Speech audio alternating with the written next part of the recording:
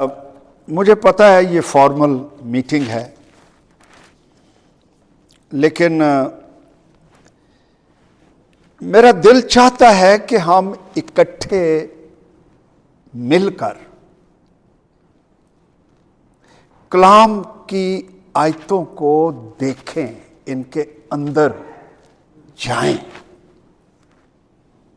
वो लिखा हुआ है ना ज़बूर 119 में, तेरा कलाम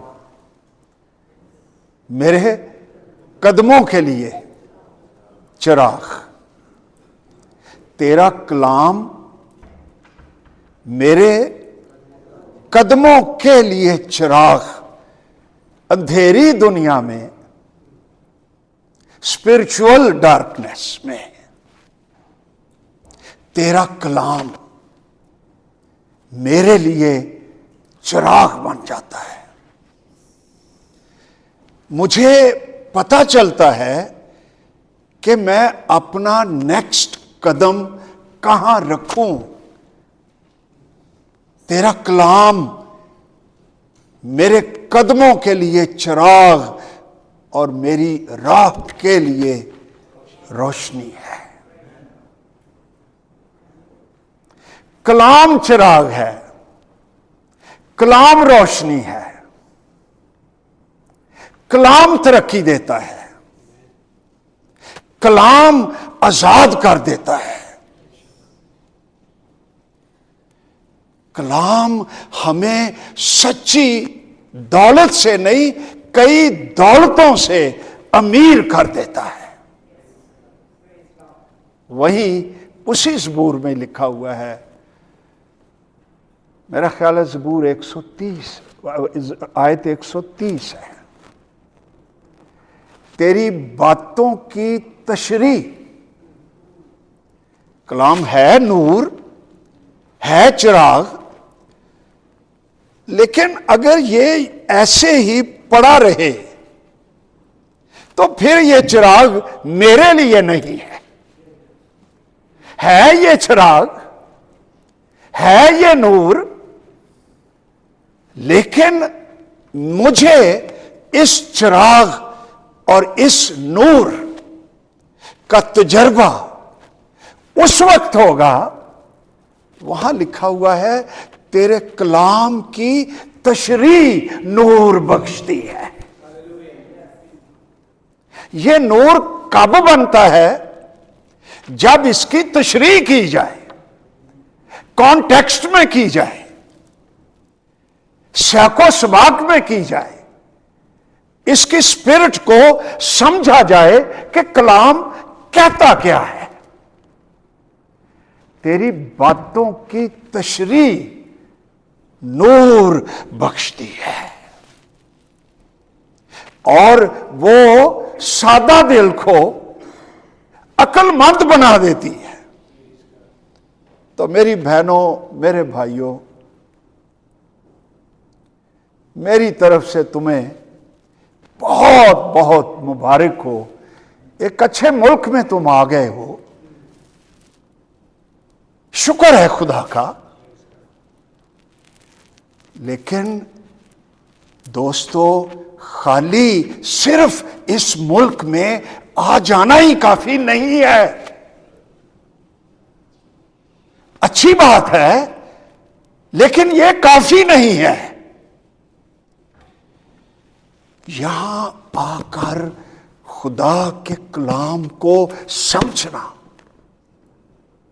इसकी स्पिरिट की तह तक पहुंचना, इसको मौका देना कि ये मेरी रूह को छुए, मेरे ख्यालात को छुए, मेरे ज़मीर को झंझोड़े, तो तब जाकर आपकी मौजूदा जिंदगी भी, ये भावें किते भी होवे, अमेरिका में हो फाइन, पाकिस्तान में हो फाइन, इस जिंदगी का ताल्लुक सिर्फ जगह के साथ नहीं, इसका ताल्लुक खुदा के तख्त के साथ है। और जब बंदे का रिश्ता शख्सी तौर पर, रस्मानी नहीं, personally when I encounter with the Lord Jesus Christ by the power of the Holy Spirit, personally, livingly, तो मेरे अंदर कलाम की बरकतें मुझे रिच करना शुरू कर देती हैं। आज कलाम पढ़ा हमने, कलाम तो हमने 3 हवाले पढ़े हैं। आओ उसका कॉन्टेक्स्ट भी देखें, उसकी तशरीह भी करें और देखें कि उसमें हमारे लिए मैसेज क्या है। यूहन्ना की इंजील 14 बाब, अगर कलाम मुकद्दस है तो ज़रूर खोल लीजिए। अगर सेल फोन में भी है, इंग्लिश का, उर्दू का, जो भी है, खोल लो, मेरे साथ इन्वॉल्व हो, ताकि मुझे भी इंस्पिरेशन मिले आपसे कि आप कलाम में शौक रखते हैं, तो सुनाने वाला इंस्पायर महसूस करता है। तो आओ देखें यूहन्ना की इंजील 14 बाब।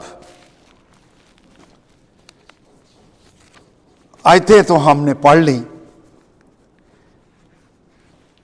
तुम्हारा दिल ना घबराए, late your hearts not be troubled. तुम खुदा पर ईमान रखते हो, मुझ पर भी ईमान रखो कि मैं जो बातें करने वाला हूं ये खुदा की बातें ही हैं, ये सच है, ये कहानियां नहीं हैं। वो बातें क्या हैं? मेरे बाप के घर में, कह लीजिए, बुलंद आवाज से कह लीजिए, बहुत से मकान हैं।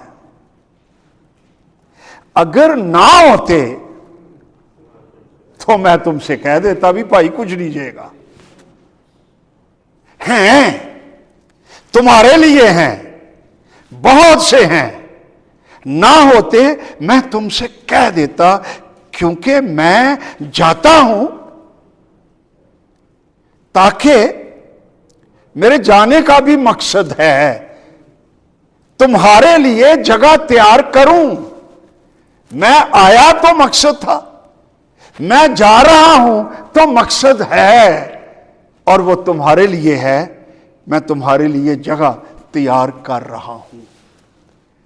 If somebody asks you, what is Jesus doing now? So on the basis of this word, I would say he is preparing a place for. आगे लिखा है, अगर मैं जाकर तुम्हारे लिए जगह तैयार करूं तो फिर आकर, यीशु मसीह फिर आने वाला है, मैं फिर आकर तुम्हें अपने साथ ले लूंगा, ताकि जहां मैं हूं तुम भी हो।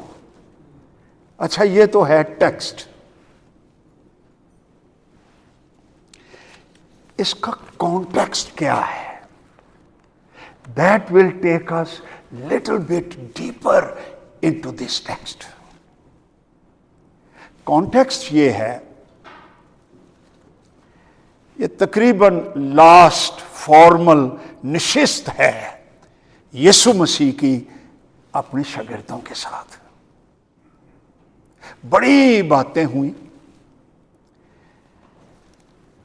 इसका कॉन्टेक्स्ट 13वें बाब में है। वैसे तो 13वां बाब, 14वां बाब, 15वां बाब, 16वां बाब, 17वां बाब, it's a long sermon of Jesus. ये एक ही निशिस्त में हुआ है, एक ही वक्त में हुआ है, और वो यीशु की बातें सुन रहे थे। लेकिन उनका कॉन्टेक्स्ट बड़ा इमोशनल बन गया। 13वें बाब की 21 आयत देखो आप, वो क्या कहती है?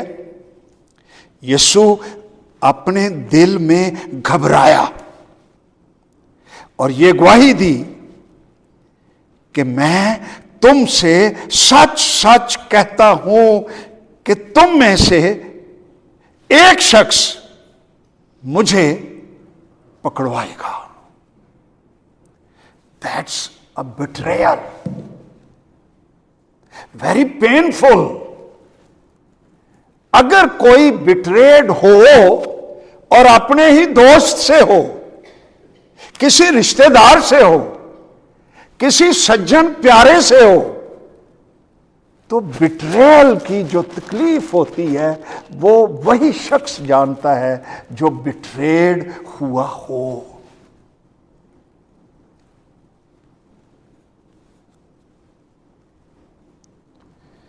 और ये शख्स था यहूदा इस्करियोती। खुदा ने कितना फजल इस पर किया, इसको बुलाया, अपनी टीम में शामिल किया, निजात बख्शी, इसे रसूल कहा, इसे फजल दिया, इसे अपना कहा, खजानची बना दिया। यह शख्स यीशु मसीह को 30 रुपए में पकड़वाने वाला था। बिट्रेयल। फजा बदल गई। अब 33 वर्ष देखिए 13वें बाब की, वहां लिखा है, ए बच्चों, मैं और थोड़ी देर तुम्हारे साथ हूं। तुम मुझे ढूंढोगे, जहां मैं जाता हूं तुम नहीं आ सकते। इसका मतलब है जीसस क्राइस्ट, उसने ऐलान किया है कि there is going to be a separation between you and me. That is also painful. यह भी इस इमोशनल कॉन्टेक्स्ट का हिस्सा है। थर्ड पॉइंट देखिए 37 आयत में, 13वें बाब की, वहां लिखा है, पतरस ने उससे कहा, ऐ खुदावंद, मैं तेरे पीछे अब क्यों नहीं आ सकता। फिर 36 वर्ष में है, ऐ खुदावंद तू कहां जाता है। There are questions. यह भी इस कॉन्टेक्स्ट का हिस्सा है। फिर इम्पॉसिबिलिटीज आर देयर, हदूद आर देयर, मजबूरियां आर देयर। यीशु ने जवाब दिया, जहां मैं जाता हूं अब तो तू मेरे पीछे आ नहीं सकता। Not possible. 5वां पॉइंट है डिनायल, 38 आयत में, मैं तुझसे सच कहता हूं, मुर्ग बांग ना देगा जब तक तू पीटर 3 बार मेरा इनकार ना करेगा। गौर करो, खुदावंद है वो इनके सामने मौजज़े हुए हैं, रोटियां खाई हैं, जलाल देखा है, आसमान से आवाज सुनी है, इसके साथ बैठे हैं, खाए पिए हैं, रिफाकत रखी है, 3.5 साल तक उसके साथ जुड़े रहे हैं। अ टाइम इज कमिंग, यही शख्स कहेगा, आई डोंट नो हिम। अंदाजा करो, यह भी इस हवाले का जो यूहन्ना की इंजील 14वें बाब में हमने पढ़ा है, यह कॉन्टेक्स्ट का हिस्सा है। यू विल डिसओन मी। अच्छा, अब इस सियाको सबाक में जब हम ये आयतें पढ़ते हैं तो उनके मानी फर्क हो जाते हैं।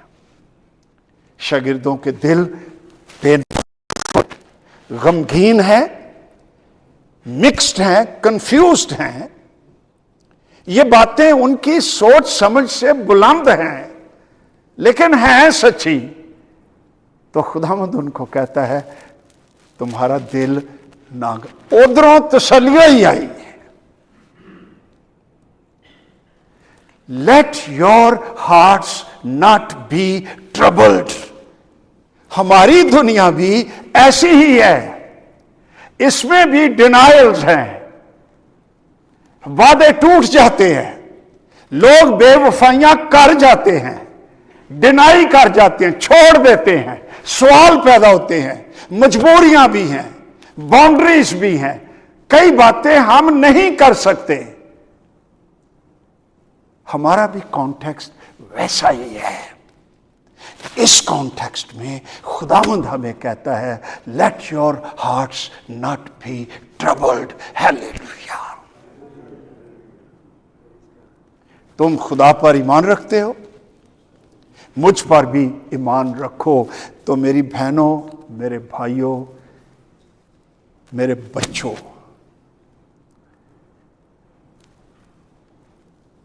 Troubled heart, stressed heart,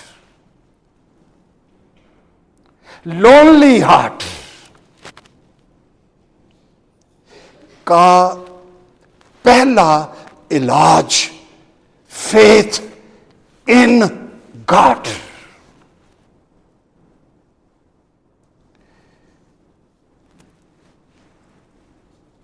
faith is a great power. ये फेथ सिर्फ ज़हनी नहीं है,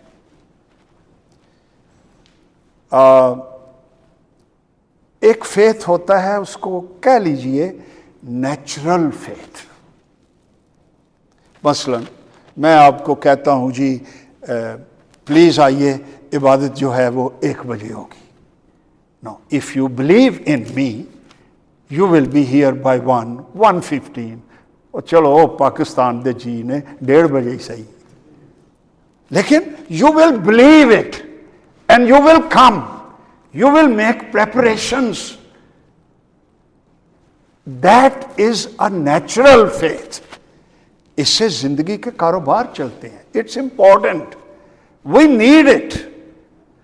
लेकिन ये ईमान नजात नहीं दे सकता, ये गुनाहों की माफी नहीं दे सकता, ये हमें तारीकियों से, तन्हाइयों से ये निकाल नहीं सकता। वो एक और ईमान है, और उस ईमान को हम कहेंगे saving faith. Saving faith is precious, is valuable, is wonderful power। जिसके पास ये सेविंग फेथ आ जाता है, उसके पास आसमान से confidence, evidence of invisible things, things which we cannot see with our natural eyes. जब ये ईमान इंसान के अंदर आ जाता है, जो नेचुरल फेथ से अलग एक चीज है, उस शख्स के अंदर नजात आ जाती है, हमेशा की जिंदगी आ जाती है। ये ऐसे ही है, कोई बंदा बुसी तरक्की थां ते बैठा हो, अंधेरा हो, उसके अंदर एक जलाली नूर आ जाए, तो वो सारी बदबू पर, सारी तारीकी पर, सारी मायूसियों पर वो गालिब आ जाएगा, क्योंकि उसके पास एक और जलाली रोशनी आ गई है। फेथ है क्या? वेल, इब्रानियों के खत में 11वें बाब की पहली आयत में लिखा हुआ है, ईमान। बंदा पूछे जी ईमान की ही है, तो कलाम हमें जवाब दे रहा है, ईमान उम्मीद की हुई चीजों का एतमाद है। ईमान is a confidence, heavenly confidence in a man's life on the earth। एक तो ईमान कॉन्फिडेंस है, तो जिस बंदे के अंदर कॉन्फिडेंस हो, कभी उसको देखा है? उसकी गुफ्तगू में दिलेरी होती है, सर्टेनिटी होती है, जिंदगी होती है, लोग उसको फॉलो करने की कोशिश करते हैं, वो अट्रैक्टिव होता है। ईमान भी, जिंदा ईमान भी, ये इसी तरह की एक हकीकत है जो बंदे के दिल में आ जाती है। ईमान उम्मीद की हुई चीजों का एतमाद और अनदेखी चीजों, इनविजिबल, जिसको नेचुरल आईज देख नहीं सकती, उनका सबूत, एविडेंस है। तो what is a faith? Faith is heavenly confidence in our life. Faith is evidence, सबूत, यकीन, दिलेरी, कुव्वत, ताकत, रोशनी है जो हमें गिरने नहीं देती, हमें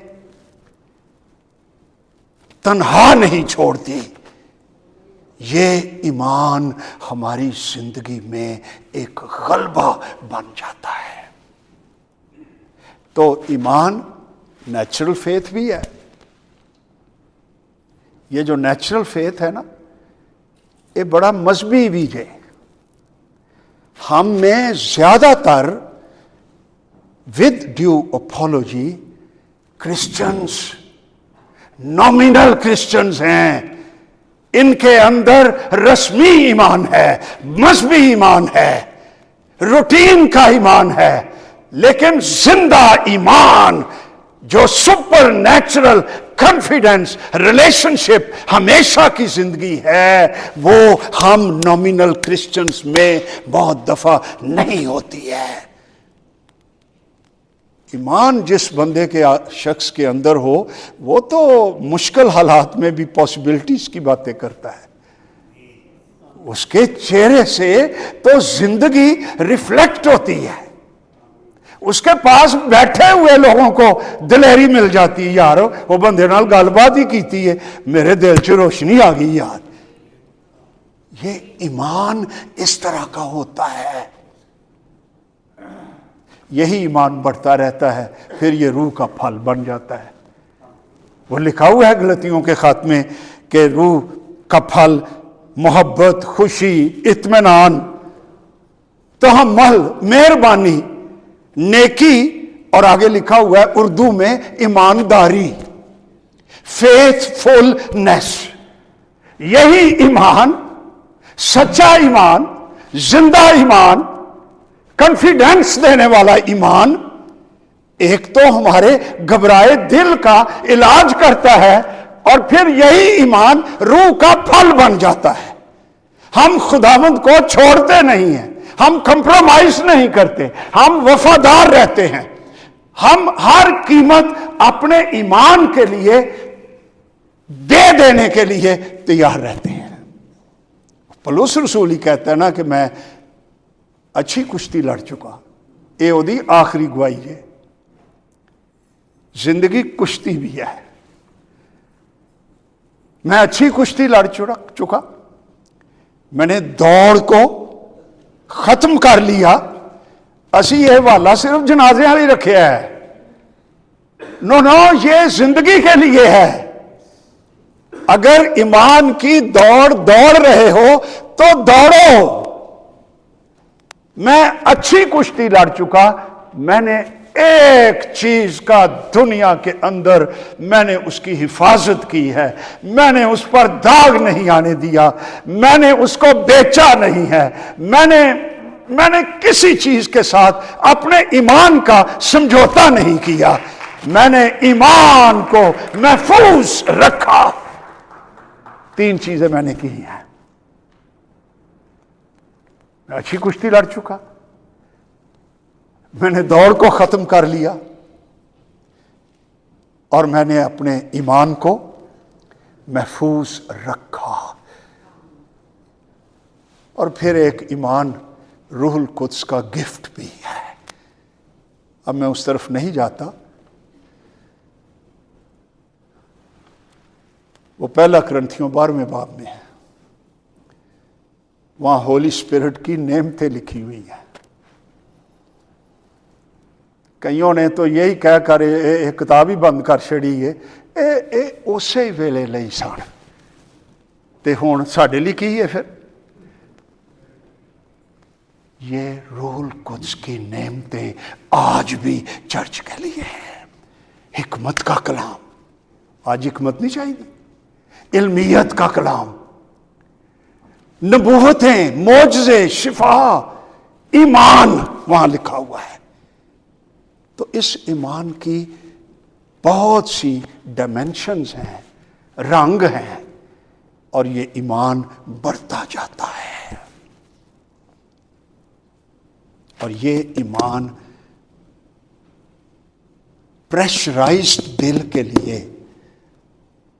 तसल्ली लेकर आता है, उसको दिलेर कर देता है, उसको रोशनी मिल जाती है। अच्छा, मैं यहां ये भी बताऊं कि फिर ये ईमान मेरे अंदर ये आता कैसे है। दोस्तों, सीधी सीधी बात है, ये ईमान ना तो कोई आपको दोस्त दे सकता है, अच्छा ये माँ बाप भी नहीं दे सकते। हाँ, माँ बाप तालीम दे सकते हैं, बाइबल सिखा सकते हैं, रोज सिखा सकते हैं, और सिखानी भी चाहिए। अगर आपके छोटे बच्चे हैं, read a story from God's word for those children. उनके नन्हे दिल में कलाम आता जाएगा। एक दिन they will take a decision. और फिर ये ईमान जिसका मैं जिक्र कर रहा हूं, ये भाई किसी दुकान तो भी नहीं मिलता। मैंने तो चांदे की ताड़ियां दुकाना का पता है, एक वालमार्ट, एक गरीब आदमी आ, ये उतों भी नहीं लगता। ये ईमान आसमान से रूहुल कुद्स की जुम्बश जब एक गुनाहगार पर होती है, जब वो तौबा कर रहा होता है, जब वो मसीह को अपना दिल देने के प्रोसेस में होता है, जब वो मसीह की सच्चाई को पहचानना शुरू कर देता है, why did he die for me on the cross, उसका दिल टूटा होता है और होली स्पिरिट उस पर मूव कर रहा होता है। ये स्पिरिचुअल ऑपरेशन हो रहा होता है, और वो कहता है कि ऐ खुदावंद, मैं अपना दिल तुझे देता हूं, मैं तुझ पर ईमान लाता हूं। वो तो अपने वो लगा होता है, लेकिन उस वक्त रूहुल कुद्स की जुम्बश, खुदा का ईमान, खुदा का कॉन्फिडेंस, खुदा की जिंदगी हमारी रूह के अंदर इंजेक्ट कर रहा होता है, तो आसमानों से ईमान हमारे अंदर उतर आता है और हम बन जाते हैं ईमानदार। ये उदों असी बनते जी। और जिस शख्स ने ये नहीं किया, मैं कहता हूं वो सारे उम्र हर इतवार वो चर्च आंदा रहे, वो ना आवे, जिथे मर्जी धक्के खाए, जो मर्जी कर ले, वो आसमान की जिंदगी के लिए क्वालिफाइड नहीं करता। क्योंकि निजात यीशु मसीह पर ईमान लाने से मिलती है। ये बाजार से, ये जमीन से, ये रिलेशनशिप से, ये पादरियों से, ये बिशपों से, ये किसी से भी नहीं मिलती। ये रूहुल कुद्स इंजेक्ट करता है, हमारे अंदर आती है जब हम हलीम हो जाते हैं और मसीह पर ईमान लाते हैं और दिल से उसको कबूल कर लेते हैं, तो रूहुल कुद्स की जुम्बश उस शख्स के अंदर हो रही होती है और उसके अंदर ईमान की दौलत आ जाती है। हालेलुया। लिखा हुआ है इफिसियों के खत में 2 बाब में 8वीं आयत, या याद कर लो या लिख लवो ते पढ़ो जाके अपने घरां च, घड़ी मुड़ी पढ़ो। वहां लिखा हुआ है, तुमको ईमान के वसीले से किसके वसीले से? फजल ही से निजात मिली है। ये लिखिया जी, तुमको ईमान के वसीले से निजात मिली है, और ये तुम्हारी तरफ से नहीं, ये ईमान भी तुम्हारी तरफ से नहीं, ये खुदा की बख्शिश है। ईमान खुदा की तरफ से गिफ्ट है, ये खुदा की जिंदगी का हिस्सा है। उसकी सच्चाइयां हमारे अंदर उमड़ आती हैं, इसलिए अपने ईमान पर समझौता ना करना। ये ईमान तुम्हें क्रिश्चियन आइडेंटिटी बख्शेगा। किसी जगह पर रहो, लेकिन अपने ईमान में ताजा रहो, जिंदा रहो, पहचान में, मसीही पहचान में जिंदा रहो, तो तुम दिलेर रहोगे और खुदावंद तुम्हारे लिए रास्ते खुले रखेगा और तुम्हारी जिंदगी के अंदर कामयाबियां आ जाएंगी। माली तौर पर भी जॉब्स खुल जाएंगे और रिश्ते आ जाएंगे, कमेटियां निकल आएंगी, बैंकों से फायदे मिल जाएंगे। अमरीका च यह गल बहुत ही समझ आती है। दोस्तों, ये सब ईमान की कुदरत की बरकतें हैं। उस शख्स पर खुदावंद का हाथ रहता है, और जेड़ा उस बंदे दे नाल कोई गड़बड़ करे, खुदा उन्हें रोक देता है। अपने बंदे की वो मदद करता है, उस पर निगाह रखता है, उसको ब्लेस करता है, उसके लिए काम करता है। ही मेक श्योर कि मेरा चाइल्ड, उसको रोटी भी मिलती है, तनख्वाह भी मिलती है, घर भी मिलता है, उसके बच्चे भी पढ़ते हैं और वो तरक्की भी करते हैं, और उनके घरों में हालेलुया के शादमाने भी बजते हैं, और उनके घरों के अंदर जिंदगी रहती है।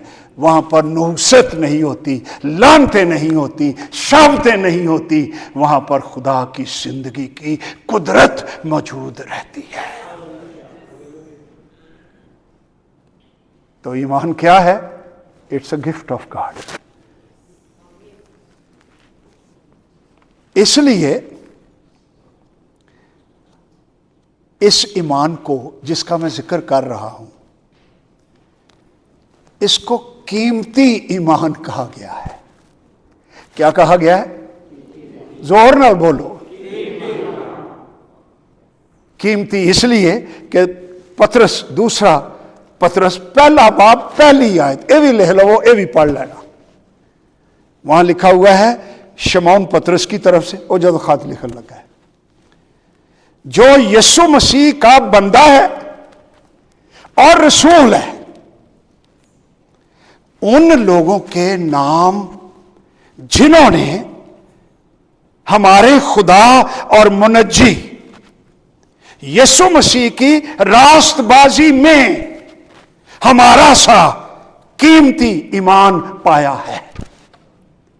यह ईमान कहां से मिलता है? यह यीशु मसीह की रास्तबाजी में पैदा होता है, इसलिए यह कीमती है। इस ईमान को पाक तरीन ईमान भी कहा गया है। यहूदा का खात उसकी 20 आयत, वहां लिखा है, मगर तुम ए प्यारो अपने पाक तरीन ईमान में,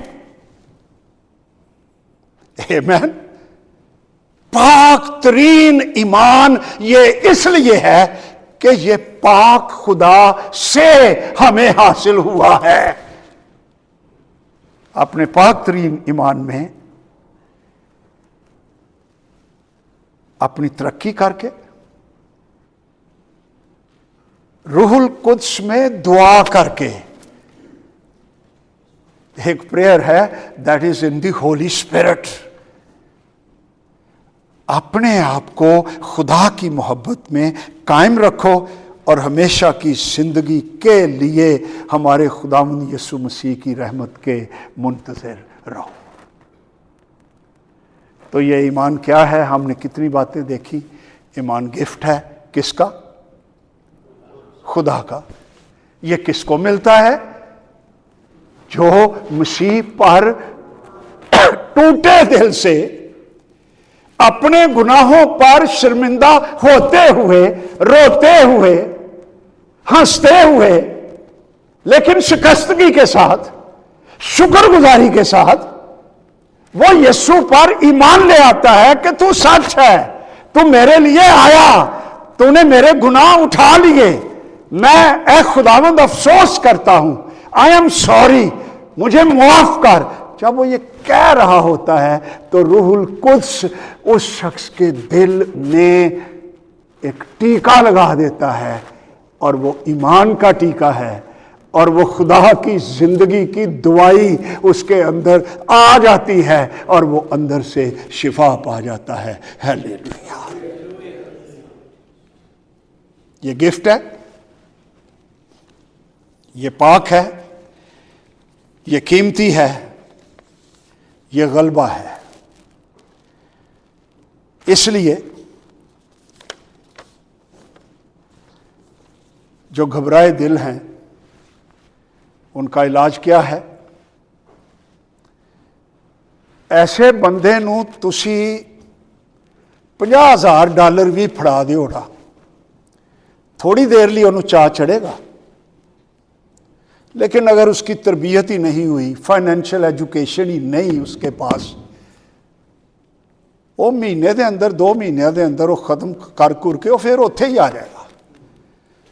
ओ भाई, डॉलरों से चीजें तो खरीदी जा सकती हैं, और बेटा ये डॉलर्स जरूरत है, लेकिन ये तसल्ली नहीं देते, इत्मीनान नहीं देते, ये तन्हाइयां दूर नहीं करते, ये जिंदगी की कामयाबी की जमानत नहीं है। जिंदगी की कामयाबी की जमानत ईमान है जो आसमान से आता है, और ये खुदा की तरफ से गिफ्ट मिल जाता है। मेरे नज़दीक ओ बंदा भावें कच्चे घर च भी रहिंदा होवे, ओ हीरा जे ते ओ जवाहर जे ते ओ अमीर जे ते ओ सारा कुछ ही ते जिदे पल्ले ए ईमान नहीं,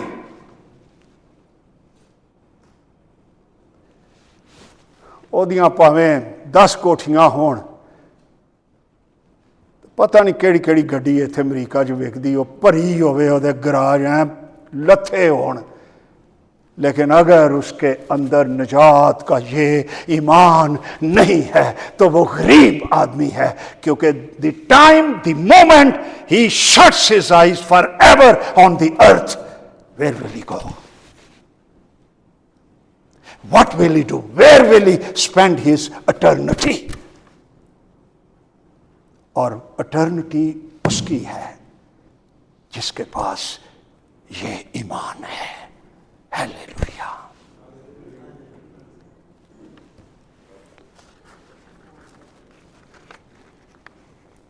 पास साहब जी,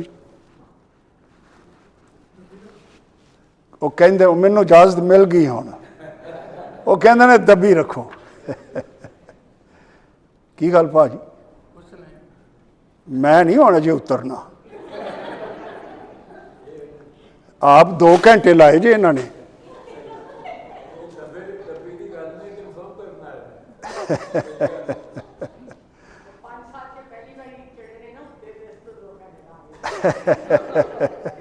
एक कोई इनर कम्युनिकेशन होने डई है।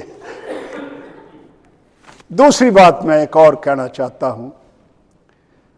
पास्टर जी ने मुझे पूछा, मेरा ख्याल में अभी पाकिस्तान में नहीं आ गया हुआ था, हॉलैंड में, तो मुझे कहते हैं यार लियाकत, तो तेरे मैसेज का टाइटल की है? मैंने कहा ये लिख लो कि cure for the troubled heart. पहला क्योर तो मैंने बता दिया है, वो ईमान है।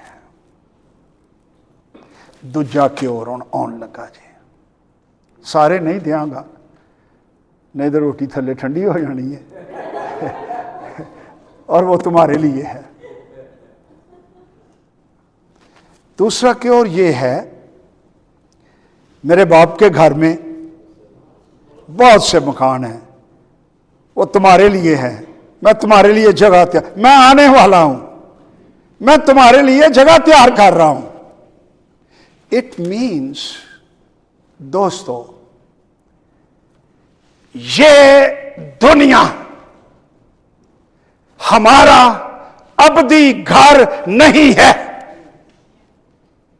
One day we all turn by turn on our time, किसी उम्र में किसी वजह से हम इस जिंदगी से चले जाएंगे।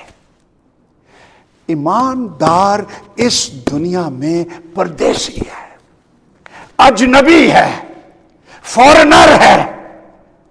वो भले वो अमरीका का भी शहरी हो जाए, ओए अमरीका का हो जाए तो फिर जनाब फेसबुक का टुट जांदियां ने,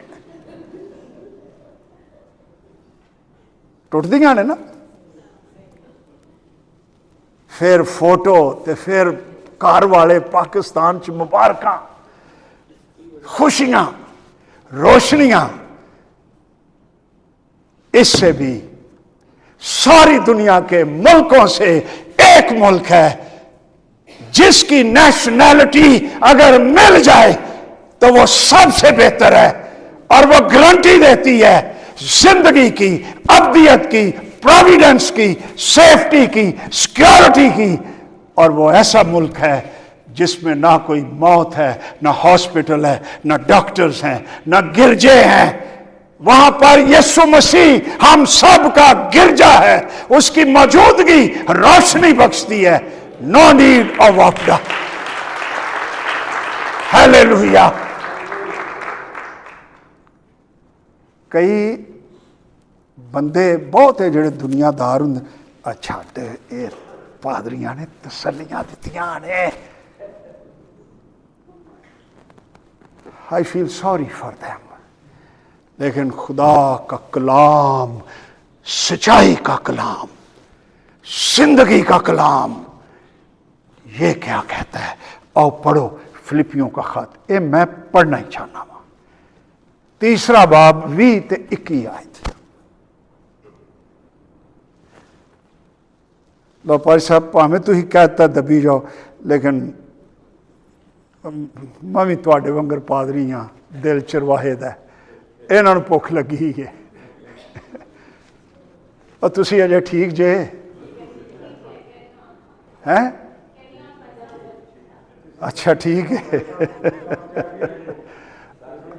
मैं भी खरे, मैं किहड़ा को अगले इतवार फिर तुहाडे कोल आ जाना।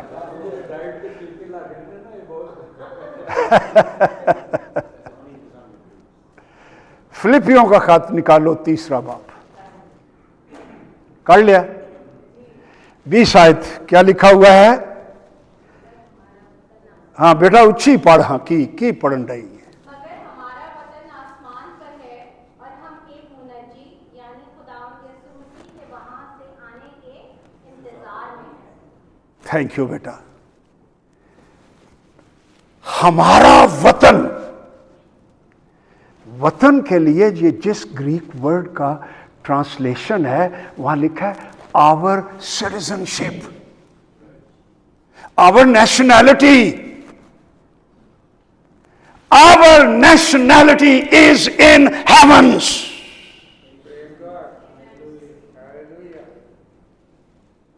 जोर नाल कहो हालेलुया। ओए सच्चियां गल्लां जे।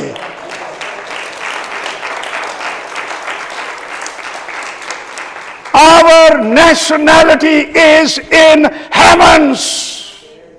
लेकिन उस शख्स की जिसमें ईमान है, जिसको निजात मिली है, जो नए सिरे से पैदा हो चुका है, जिसमें हमेशा की जिंदगी का आगाज हो चुका है, जो यीशु मसीह को पहचानता और उस पर ईमान रखता है, उसकी nationality not only American, which is very good,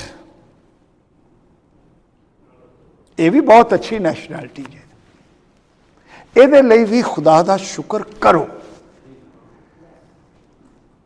जरूर करो। You have a better life, लेकिन दोस्तों, इससे भी बड़ी nationality, more valuable nationality is in heaven. Hallelujah. अच्छा की होएगा? और एक तो यह सच्चाई जी दिल नूं क्योर कर दी है, हम एक मुनज्जी, वन सेवियर, यानी खुदावंद यीशु मसीह के वहां से अपने वतना चों, साडे मुल्क चों एक मुनज्जी, हम उसके आने के इंतजार में हैं। इसका मतलब दुनिया हमारे लिए वेटिंग रूम है। आमीन। हम यहां इंतजार कर रहे हैं, वो यानी यीशु नासरी अपनी उस कुव्वत की तासीर के मुआफिक, उसमें कुव्वत भी है, उस कुव्वत में इंपैक्ट भी है।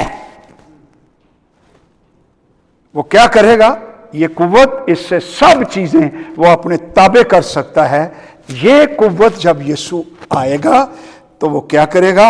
हमारी पस्त हाली के बदन की शक्ल बदलकर अपने जलाल के बदन की सूरत पर बनाएगा।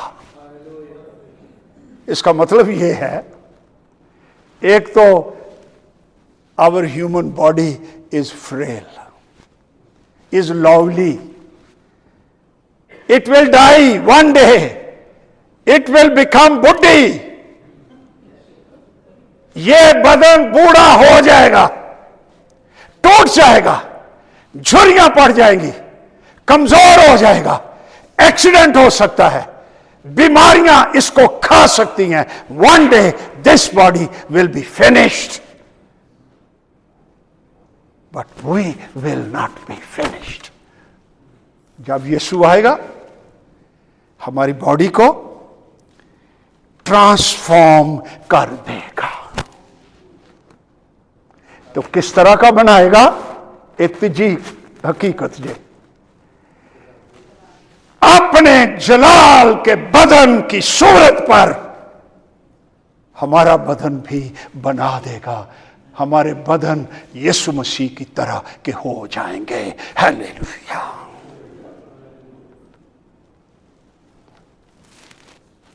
इसका फिर मतलब यह निकला, Christians have a hope. Christians are people of tomorrow. Christians are modern people. The world speaks lies when they tell about believers and newborn Christians that they are old-fashioned people. They are all type of people. They are weak people. No! It's a lie of Satan. Christians वो अब्दियत तक जाने वाले लोग हैं, और वो modern हैं, और वो टुमारो के हैं, और वो आज के भी हैं। उनके अंदर ईमान है, उम्मीद है, जिंदगी है, जिंदगी की बातें, रोशनी की बातें क्रिश्चियंस के अंदर हैं। हालेलुया।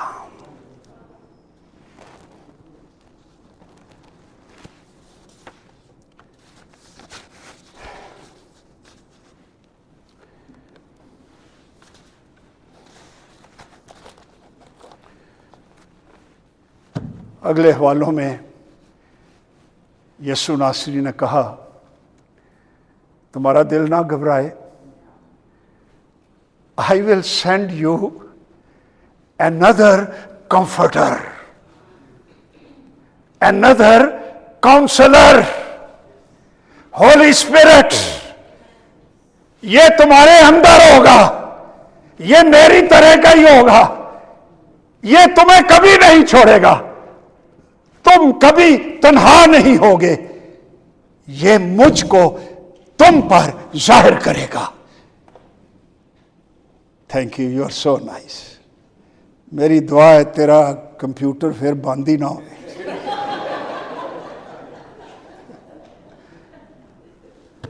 किड्डा अच्छा दिल सू, वेख्या मुड़ के मुड़की होया पादरी।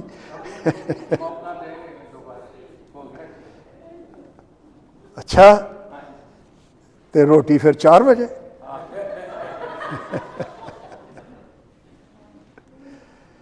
क्या बात मैं कर रहा था? थैंक यू, मैं एहो ही लभना सी।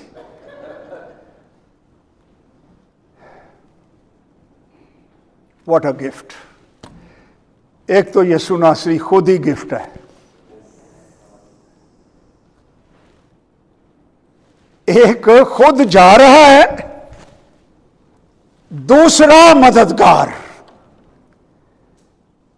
पहला मददगार केड़ा है? Jesus Christ.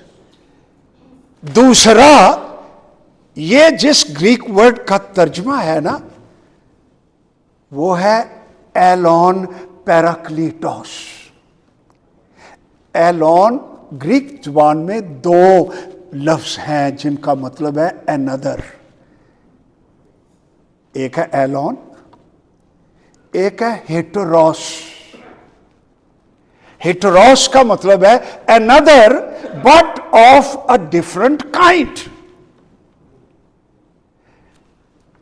एलोन का मतलब है another but of the same kind like me. Holy spirit, powerful spirit, like a wind, almighty God, who is a person, eternal, a person in the Trinity, Father, Son and the Holy Spirit. इससे बड़ा मौजज़ा और क्या हो कि वो एक फानी दिल के अंदर, जिसको मसीह के लहू ने धो दिया है, रूह कुछ उस दिल के अंदर आ जाए, खुदा उसमें आ जाए, वो हमारे अंदर ही में फील एट होम। ਇਹਦੇ ਨਾਲੋਂ ਵੱਡੀ दौलत होर की हो सकती है? वो अनदर है और वो कंफर्टर है। इसका मतलब काउंसलर भी है, एडवोकेट भी है, हमारा मुकदमा लड़ने वाला भी है, हमारी जंगें लड़ने वाला, हमारी हिफाजत करने वाला रूहुल कुद्स। वो तुम्हारे साथ होगा, वो तुम्हारे अंदर होगा। वो सच्चाई का रूह है,